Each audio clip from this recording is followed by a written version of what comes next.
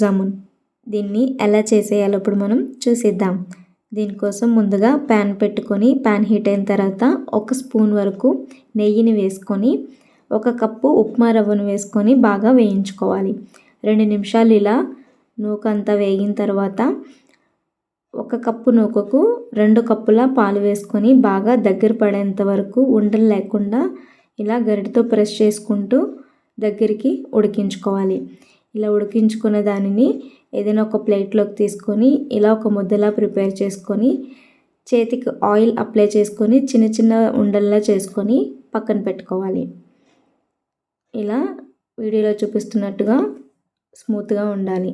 ఇప్పుడు పాకం తయారు చేసుకోవడం కోసము 2 కప్పులు పంచదార 2 కప్పులు నీళ్లు పోసి స్టవ్ ఆన్ చేసుకొని హై ఫ్లేమ్ మీద పెట్టుకోవాలి.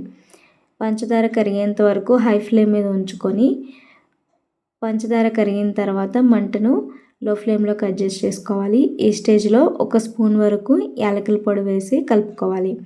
ఇలా పాకం 5 నిమిషాలు మీడియం ఫ్లేమ్ మీద మరిగితే పాకం రెడీ అయిపోతుంది. ఇప్పుడు మూత పెట్టుకొని పక్కన పెట్టుకుందాం. ఇప్పుడు డీప్ ఫ్రైకి సరిపడా ఆయిల్ పెట్టుకొని ఆయిల్ హీట్ అయిన తర్వాత మనం ముందుగా రెడీ చేసి పెట్టుకున్న బాల్స్ని ఇందులో వేసుకొని గోల్డెన్ బ్రౌన్ వచ్చేంత వరకు వేయించుకోవాలి. మంట మీడియం ఫ్లేమ్లోనే ఉంచాలి, లో ఫ్లేమ్లో పెట్టుకోకూడదు. ఇలా గోల్డెన్ బ్రౌన్ వచ్చిన బాల్స్ని ఇలా పాకంలో వేసుకొని పక్కన పెట్టుకోవాలి. ఇలా వేసిన తర్వాత మొత్తం ఒకసారి బాగా కలుపుకొని మూత పెట్టుకొని 1 గంట పాటు పక్కన పెట్టుకోవాలి. 1 గంట తర్వాత ప్లేట్లోకి తీసుకొని సర్వ్ చేసుకుంటే గులాబ్ జామున్ రెడీ. ఇది రెగ్యులర్గా కాకుండా రవ్వతో చేసిన గులాబ్ జామున్ చాలా జ్యూసీగా టేస్టీగా ఉంటుంది.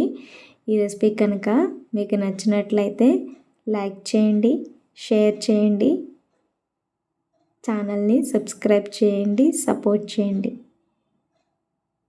రెసిపీ మీకు ఎలా కుదిరిందో కామెంట్ చేసేయండి. Thank you.